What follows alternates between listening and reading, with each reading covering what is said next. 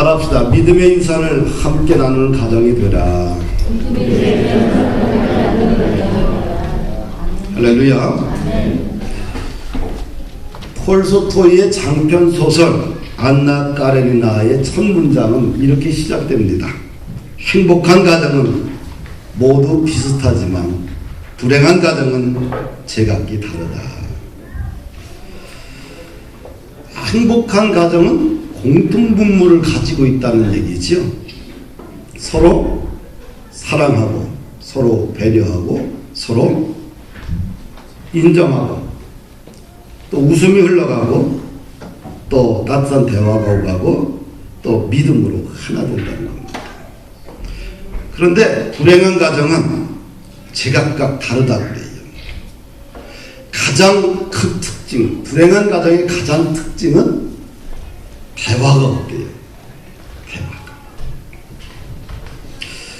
그 내막을 또 깊이 한번 들여다보면 이런 불행한 가정은 갈등의 내용도 다양하고 이유도 많고 상처도 많아요. 모처럼 만나서 식사 한번 하려고 하면 결국 상처를 주고받고 상처로 끝나는 경우가 많습니다. 또 위기 가정을 이렇게 보게 되면 1차적으로 언어에 많이 병들어 있습니다. 칭찬과 격려와 배려가 일단 사라지고요. 오직 비판과 비방의 언어가 난무하기 때문입니다. 그래서 가족치료 전문가가 이 무언의 가정, 대화가 없는 가족을 치료하는 방법이 있는데 세 가지 아주 간단합니다. 상대방의 말을 진심으로 경청하라. 경청하라고 그래요. 듣는데 어떻게 돼? 대충이 아니라 경청하라는 거예요. 진심으로. 두 번째로 상대방이 무엇 때문에 상처받고 있는지 그 이유를 한번 좀 질문해봐라. 왜 내 남편이, 왜 아내가 상처받고 있느냐? 상처받은 이유가 뭐냐? 세 번째로 내 상대방이 우리 가정을 위해서 어떻게 헌신했고 희생했고 노력했는지를 인정해주고 격려해주라는 거예요. 할렐루야.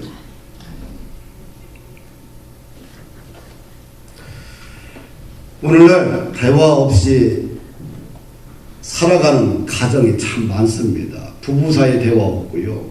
부모와 자녀 사이에 대화 없이 살아가는 가정 의외로 많습니다. 하루를 시작하고 하루를 마무리하는 것이 가정이 있죠. 근데 대화를 잃어버린 가족이 참 많아요. 우리가 예수 믿고 나서 하나님이 우리에게 첫 번째 파송지가 어디냐면 가정입니다. 가정. 첫째는 하나님을 사랑하는 거고 두 번째는 이웃을 내 몸처럼 가요. 근데 이웃을 내 몸처럼 사랑하는 건데 이웃 사랑인데 첫 번째 이웃이 누구예요? 가정이에요. 가정. 그래서 우리는 가정으로 첫 번째 선교사로 파송된 거예요. 할렐루야. 다 우리는 선교사들입니다. 아멘. 할렐루야. 그래서 나는 이제 가정으로 하나님께서 선교사를 파송했기 때문에 그 가정을 살리는 일을 우리가 해야 돼요. 오늘날 가정 속에서 대화가 없이 지내는 분들이 참 많이 있습니다. 누가 좋아할까요? 사탄이 좋아하는 거예요. 마귀가. 미국의 상담가 조은엠 드레셔라는 분이 그에 져서 내가 가정을 다시 시작한다면 이 책에서 그가 이런 고백을 해요. 내가 가정을 다시 시작한다면 조건이 뭐예요? 이미 자기 가정이 이미 깨진 거예요. 그런 경험을 통해서 내가 다시 한번 가정을 다시 시작한다면 이런 가정을 한번 세워보고 싶다는 꿈이겠죠. 거기서 제시하는 게 이런 겁니다. 아내를 더 사랑하겠다. 더 잘 듣겠다. 아이들과 더 많이 웃겠다. 더 정직하겠다. 가족을 위해 더 기도하겠다. 가족과 더 시간을 보내겠다. 더 많이 격려하겠다. 작은 일에 더 관심을 보이겠다. 소속감을 더 개발하겠다. 보다 친숙하게 하나님을 소개하겠다.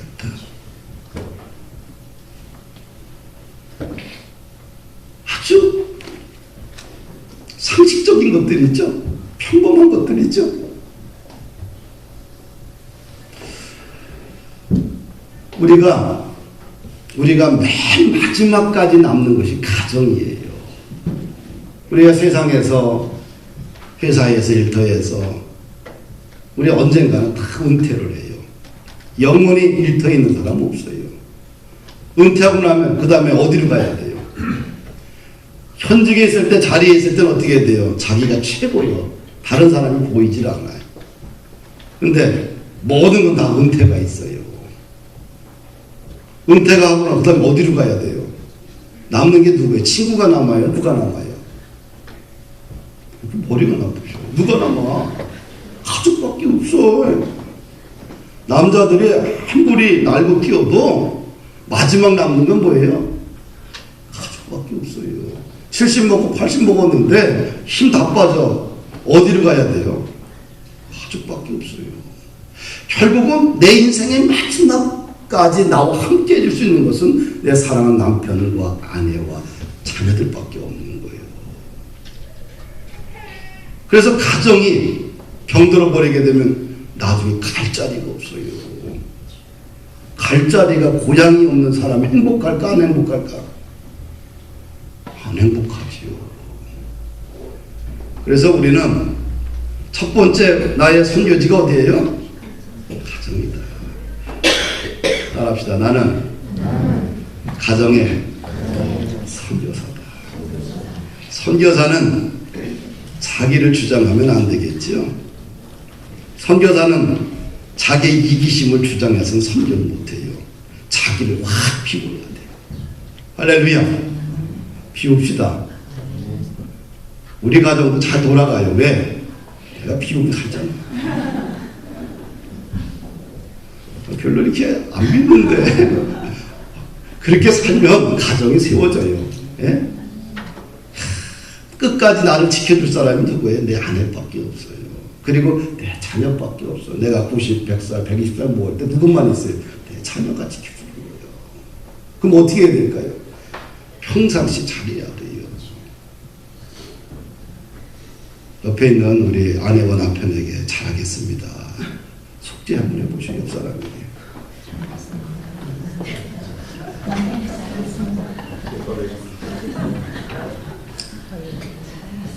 김 집사님 잘하겠습니다. 아내에게 손잡고 한번. 이거 해야 되는 거야. 손을 딱 잡고 옆에 사랑을 안 해. 두 사람이 얼굴을 봐 있다 손을 딱 잡고 대충 잡으면 안 돼요. 잡고 눈을 봐야 돼. 눈을 딱 보고. 근데 아내가 남편의 눈을 안 봤어. 둘이 눈이 맞아야 돼. 보고 일단 두 손을 딱 잡고 눈동자를 봐요. 그리고 내가 잘하겠습니다 하여. 내가 잘하겠습니다. 정말로 잘하겠습니다. 박수. 집사님이 용기가 있네. 대부분 남자들 안 해요. 오늘 본문에 어떤 가정이 나오냐 하면은 고넬료의 가정이 나와요. 근데 이 고넬료라는 좋은 가정을 뛰어넘어서 이 가정은 믿음의 유산을 함께 나누는 영적인 가정이라는 거예요. 그래서 모델이 되는 거죠. 우리는 좋은 가정을 뛰어넘어서 어떤 가정을 가야 돼요? 영적인 믿음의 가정을 성숙해 가야 돼요. 이 고넬료의 가정이 그런 가정이라는 거죠.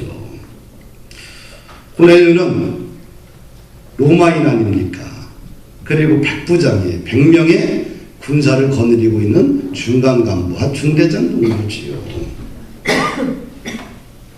그런데 이스라엘 역사에 선교 역사에 고넬료가 딱 등장을 해요. 당시에 복음은 성령의 세례 사건은 유대인의 전유물이에요. 하나님의 유대인을 특별히 사랑해서 유대인들에게 주신 성령의 사건이라고 생각을 했어요. 이 편견에 다 사로잡혀 있었어요. 그런데 하나님께서 당시 이방인, 유대인도 아니고 할례도 받지 않은 이방인에게 성령의 사건이 일어나요. 최초로. 모든 편견의 벽을 뛰어넘었던 이 사건이 오늘 10장입니다. 그래서 유대인이 받았던 성령의 사건이 이방인인 고넬료의 가정에도 똑같이 일어나요. 사랑하는 여러분들, 왜 고넬료의 가정에 이런 놀라운 사건이 일어났을까? 그 이유가 뭘까? 왜 초대교회 이방인이 당당하게 역사의 한 주인공으로 한 페이지를 장식하고 있을까? 그 이유가 있어요. 그 2절입니다. 우리 함께 좀 읽어보십시다. 시작.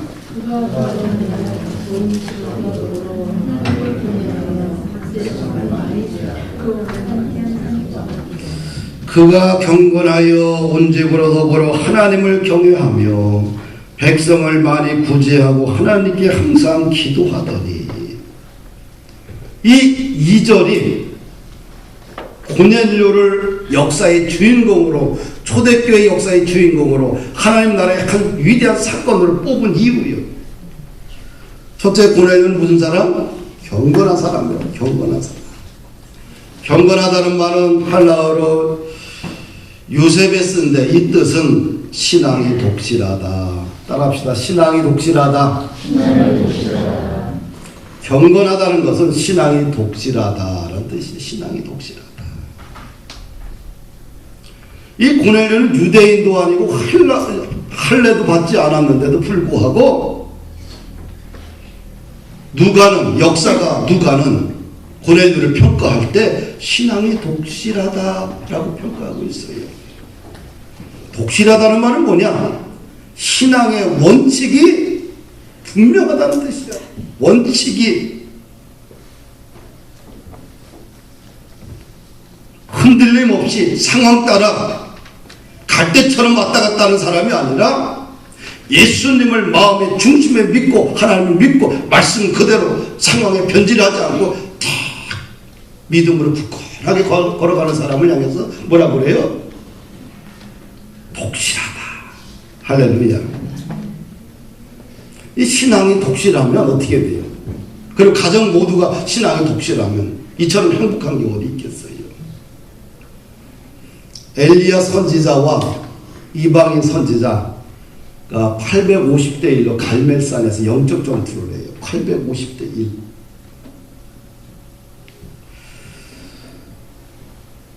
그런 엄청난 시대적 상황 속에서, 영적으로 무너진 상황 속에서 하나님의 사람 엘리야 한 사람과 이방 선지자 850명이 모여서 싸워요. 영적인 전투를 해요. 엘리야가 백성들에게 말합니다. 하나님이 신이면 하나님을 따르고 이 바알이 너희들이 믿는 신의 바알을 따라라. 그런데 아무도 하나님을 따르지 않아요. 머뭇머뭇거리고 말거려요. 영적 전투가 시작이 됩니다. 이방 선지자 850명이 자신의 신의 이름을 부르고 자신의 몸에 차이를 하면서, 하지만 하늘에서 불이 떨어져 갖고 제단을 살리지 못하는 거예요.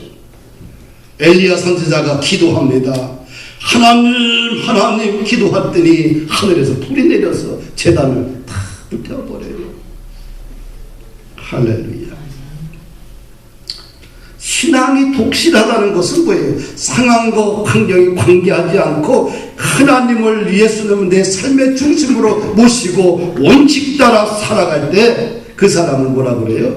경건하다. 오늘날 많은 사람들이 잽싸게 살아가는 것, 자기의 권리를 찾고 이런 것이 삶의 지혜라고 하지만 이것이 맞는 말이에요. 그러나 마지막엔 맞지 않아요. 할렐루야. 신앙생활은 원칙을 고수해야 됩니다. 신앙생활은 좀 독실해야 돼요. 이것이 지혜입니다. 원칙이 무너지면, 이 경계선이 무너지게 되면 결국 무너지게 돼 있어요. 오늘날 중년기에 들어있는 사람들이 많이 무너집니다. 어느 한순간 내면이 폭삭 무너져 버려요. 왜 그랬을까요? 오직 자기 목표만 향해서 질주하다 보면 어느 순간 더 이상 유지할 내적인 힘이 없게 되면 폭삭 무너질 수밖에 없어요. 내가 그렇게도 지키고 싶었던 것들, 자리도 꿈도 목표도 한순간에 무너집니다. 그때 어떤 현상이 나와요? 숨이 막혀 죽을 것 같아요. 요즘 10년 전에 만났던 한 청년이 저녁마다 교회에 와서 상담을 받고 가요. 명문대를 졸업하고 유학을 갔다 와서 우리나라의 국제 대기업의 승승장구에서 48인데 상무까지 됐어요. 2달 전에. 상무 다음에 전무죠? 전무 다음에 대표이사 별로 없어 보이고요. 48이에요. 열심히 살았습니다. 상무되고 2달 만에 한순간에 폭삭 내면이 무너져 버렸어요. 그래서 어떻게 돼요? 숨이 막혀 죽을 것 같고 자살할 것 같고. 그래서 자기 밑에 15,000명이 있어요. 직원들이. 그래서 저녁에 여기 와서 같이 상담하고 기도하고 가요. 이런 신앙의 집, 영적이고 정신적인 집은 보이지 않습니다. 내면의 세계이기 때문에 보이지 않아요. 그러나 내면의 세계를 가꾸지 않고 외적인 세계만 가꾸다 보면 어느 날 이것이 한순간 무너질 때는 폭삭 무너져 버려요. 내가 그렇게 좋아했고 지키고자 했던 것들이 아무것도 아니에요. 신앙이 독실하면 경건하면 무너지지가 않아. 아멘. 할렐루야. 아멘. 그런데 이 고넬료의 가정은 고넬료 혼자만 독실한 것이 아니라 가족 전체가 예수 믿고 경건하게 살았다는 거예요. 신앙이 경건하게 되면 무너지지 않습니다. 사랑하는 여러분들, 가정의 달 5월달 지나면 또 가정 얘기 안 해요. 우리 5월달만큼이라도 우리 가정을 좀 뒤돌아보고 가정을 좀 경건하게 좀 세워가는 또 신앙의 독실한 우리들 다 되십시다. 할렐루야. 두 번째로 고넬료가 왜 이렇게 역사의 현장에 등장했느냐. 두 번째는 구제하는 삶을 살았어요. 이 고넬료의 삶을 보니까 행함이 있죠. 백성을 많이 구제했다. 적당하게 생색내기로 한 것이 아니라 많이 구제했어요. 대일 정도, 중대장 정도의 중간 계급의 직위를 갖고 있는 사람이 무슨 돈을 많이 받겠어요. 왜 구제했을까? 어렵고 힘들게 사는 사람 너무 많으니까, 불쌍하니까. 그가 자기 것을 다 털어서 국류를 베풀었지요. 그래서 성경은 뭐예요? 그가 많이 구제했다고 그래요. 할렐루야. 어쩌면 그는 열심히 자기 것을 구제하다 보니까 빈궁하게 살았을 것입니다. 대부분 구제하는 사람들 보게 되면 자신에 대해서 철저하게 전략하고 살고요. 자기 자신을 위해서는 철저하게 전략하고 검소하게 살고 하나님과 이웃을 위해서는 마음껏 손을 펴고 사는 사람들이 많습니다. 하나님은 의인의 후손들을 걸식하도록 내버려 두지 않습니다. 할렐루야. 저희 아버지가 그래도 잘한 게 있었어요. 늘 기도원에 보면 경자들이 많잖아요. 뭐 맨날 보면 뭐 옛날에는 이제 죽게 되고 돈 없으면 어디로 와요?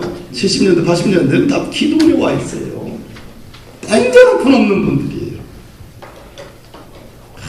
그분들이 밥을 먹잖아요. 집사람이 하는데 이 일주일에 이런 날에는 김치를 2번씩 따는 거예요. 볼 때마다 한숨이 푹푹 나와요. 아버지는 가장 좋은 것이 있으면 환자들에게 먹이는 거예요. 가서 산삼을 캤다. 산삼을 환자에게 가장 연약한 환자에게 먹이고, 이것이 의학적으로 맞는지 몰라. 그냥 그래서 빨리 죽은 사람이 있을 거예요. 각자 힘들어서. 그렇죠?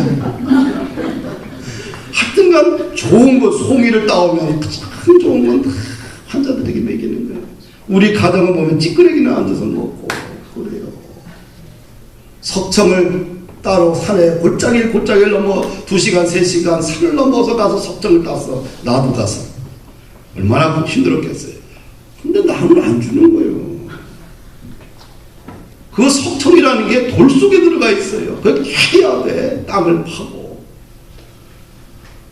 따오면 그 석청을 환자들에게 다 먹입니다. 그런데 보니까 지금 이게 나이가 먹어보니까 그렇죠? 우리 아버지가 바르게 살았다는 걸 알게 돼요. 할렐루야. 사랑하는 여러분들, 우리가 자녀들을 가르칠 때 뭐야 돼요? 몸으로, 행동으로 가르쳐야 돼요. 그래서 나는 좋은 거 있으면 나도 다른 사람들이 다 주는 습관이 됐습니다. 그런데 가만히 봤더니 우리 자녀들이 어렸을 때부터 1년 동안 돈을 막았고 내 생일만 되면 최고급 양복을 사주는 거예요. 진짜라니까요. 장학금 받아서 꽉 몰랐다가 금년에도 70만 원 전에 사줬잖아요. 근데 안 산다는데 내가 안 입죠. 근데 얘네들이 끌고 가서 지네들이 골라서 입히는 거예요. 그런데 아직도 못 입고 있어요. 왜냐하면 아빠 좀 날씬하게 맞춰서 입으라고 강남 패션을 사 입었는데 점점 몸이 불어가지고 올해 한 번도 못 입고 있습니다. 얼마나 안타까운지 몰라요. 여러분들 애들이 지루에 써야 될 돈도 많은데 한 번도 안 쓰고 아빠한테 70만 원짜리 사주는 거 쉽지 않습니다. 왜 그럴까요? 누가 가르쳤기 때문에 엄마가 아빠한테 하는 걸 보고 아빠를 위해서는 최고급을 해줘야 된다. 어렸을 때부터 그랬어요. 사랑하는 여러분들, 고넬료는 항상 구제하는 삶을 살았어요. 우리가 믿음의 유산을 함께 나누기 위해서는 움켜잡는 것만 가르치면 안 돼요. 자녀들에게 뭐예요? 움켜잡는 걸 가르치면 평생 인물 안 됩니다. 내가 가지고 있는 걸 마음껏 손을 펼쳐서 베풀고 살아가는 걸 가르쳐야 돼요. 이런 나눔의 영성을 가르칠 때 가정은 견고하게 세워진다. 이 나눔의 영성이 회복될 때 웃음이 흘러가요. 주는 것이 받는 것보다 복되다. 예수님 말씀하셨어요. 그래서 이런 나눔의 영성은 자손 태도로 물려줘야 될 가장 중요한 신앙의 유산이다. 아멘. 자녀들을 지도자로 키우기를 원한다고 한다면 어렸을 때부터 나눠주는 것을 훈련시켜야 돼요. 땀을 흘리게 하고요, 봉사를 하게 하고요, 다른 사람을 위해서 내가 가지고 있는 가장 좋은 것을 지식이든 재능이든 건강이든 뭐든 나누는 훈련을 시켜야 돼요. 할렐루야. 제가 5월달에 어느 학교를 엎터내려 갔었는데 거기 플래카드가 딱 있어요. 새로운 선생님이 7월달에 딱 오는 거예요. 봤더니 한국 선생이요. 그 학교에서 초등학교, 중학교, 고등학교를 졸업하고 해외에서 대학을 졸업을 했어요. 28살인데 결혼하고 그 학교에 봉사자로, 교사로 신청을 해서 교사가 된 거예요. 근데 선교사잖아요. 70년 역사에 처음으로 한국 사람이 자원해서 봉사자로, 교사로 그 학교에 부임한 거예요. 미국 선생님들이 얼마나 좋아하는지 모릅니다. 그거는 돈 받는 것이 아니잖아요. 그렇죠? 그거는 학생들을 위해서 학교를 자신의 전부를 던지러 오는 거예요. 근데 그 실력 있는 젊은이가 28살이 부인과 함께 선교사로 그 학교에서 헌신하려고 온 거예요. 나는 그걸 보고서 그 목사님을 거기서 만났어. 네. 그런데 너무 잘 키웠더라고. 너무 복스럽더라고. 거기서 학교에서 15년 전 주는 거 없어요. 먹고 사는 건 자기가 후원받아야 돼. 그리고 자신 전부를 그 학교를 위해서. 왜 왔냐? 자기가 이 학교를 위해서, 이 학교에서 너무 많은 것을 배웠다는 거예요. 그래서 그것을 다시 나눠주기 위해서 그 학교에 온다는 거예요. 이런 아름다운 나눔의 열성이 흘러가야 돼요. 그래 견고한 믿음의 가정이 됩니다. 예수님께서 당시 종교 지도자들에게 신랄하게 비판했어요. 그들의 천박한 영성을 지적했죠.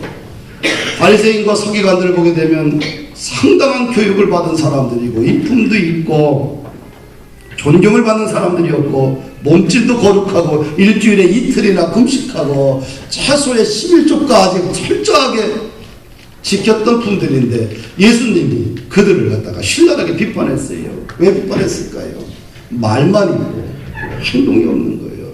그래서 그들을 향해서 뭐라고 그래요? 천박한 영성을 신랄하게 비판하게 된 겁니다.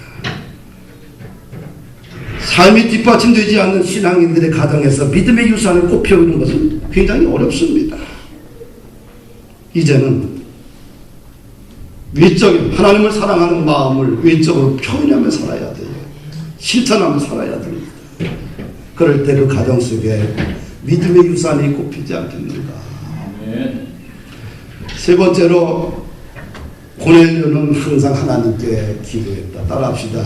항상 하나님께 기도했다. 가끔 한 게 아니에요. 속상할 때만 한 게 아니에요. 항상 기도했어요. 예수님도 습관을 따라 항상 감람산에서 기도했어요. 다니엘도 하루에 3번 정해놓고 기도했어요. 바울 사도도 신앙인들에게 이렇게 하라고 해요. 항상 기뻐하라. 쉬지 말고 기도하라. 범사에 감사하라. 이것은 너희를 향한 하나님의 뜻이다 라고 가르쳤어요. 할렐루야. 항상 기도하는 사람들에게는 하나님의 사건이 일어난다. 아멘.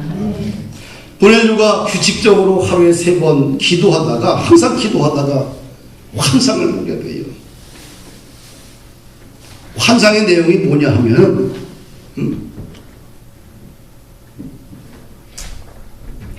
사절을 보니까 보십시다. 한번 읽어볼까요? 한번요.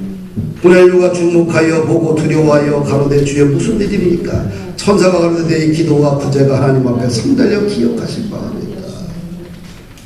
규칙적으로 기도하다가 고넬료가 환상을 보아요. 그러면서 내 기도와 구제가 하나님 앞에 상달되어 기억함이 됐다라고 합니다. 할렐루야.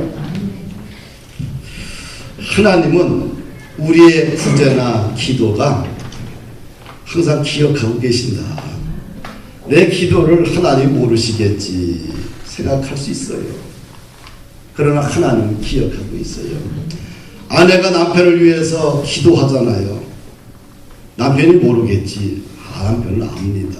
기억을 해요. 남편이 아내를 위해서 가정을 위해서 헌신하는 것 왜 말하지 않고 인정해주지 않나? 아내나 가족들은 다 알고 있어요. 그래서 성공한 믿음 안에서 성공한 사람들이 당신의 성공의 비결이 뭡니까? 물어본 거예요. 나의 부모님, 나의 어머님, 아버님 나를 위해서 그분들이 헌신하고 기도해 주셔서 내가 이렇게 됐습니다 라고 다 고백하잖아요. 모를 것 같지만 표현을 안 해서 그분이 다 알고 있다는 사실이에요. 고넬료가 기도하는 중에 항상 기도하는 중에 하나님은 고넬료의 기도를 알고 있었고 기억하고 있었다는 겁니다. 할렐루야. 아멘. 기도하게 되면 진실한 마음과 진실한 행동으로 기도하다 보면 반드시 하나님의 때에 하나님의 시간에 열매를 맺게 됩니다. 아멘. 그런데 환상의 내용이 뭐냐 하면은 아주 구체적입니다. 고넬료의 길을 제시하는데 내가 지금 사람들을 어디에 요빠로 보내라. 요빠에 가면 베드로라는 사람이 있다. 베드로는 피장 시몬의 집에 머물고 있고 그 집은 해변이 있다. 아주 구체적이죠. 아주 구체적입니다. 하나님의 응답은 아주 구체적이라는 사실입니다. 도시 이름이 나오고 만나야 할 사람 이름과 어디에 묵고 있는지까지 아주 구체적으로 하나님이 고넬료에게 제시를 했습니다. 우리가 믿는 하나님은 죽은 하나님이 아니에요. 살아계시고 역사하시고 지금도 우리의 삶을 인도하시고 영원부터 영원까지 역사하시는 분이에요. 우리 인생이 나침반이에요. 나침반 역할이 뭡니까? 방향을 지시해 주는 거 아니겠어요? 그렇죠? 방향. 내 인생이 좌우를 분별하지 못할 때에, 흑암 중에 있을 때에 내 인생의 방향을 정해주는 것이 나침반인데, 그것이 우리 예수님이라는 거예요. 기도하는 사람들에게는 예수님께서 나침반이 되어주신다.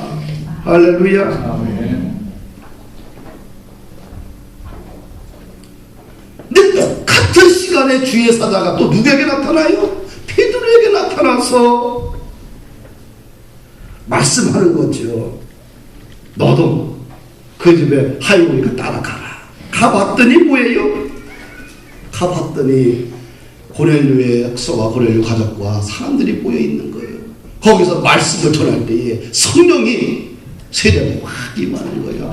유대인들에게만 주시는 하나님의 특별한 은총인 줄 알았더니 이방인들에게도 동일한 성령의 사건이 일어나게 된 겁니다. 아멘. 할렐루야. 아멘.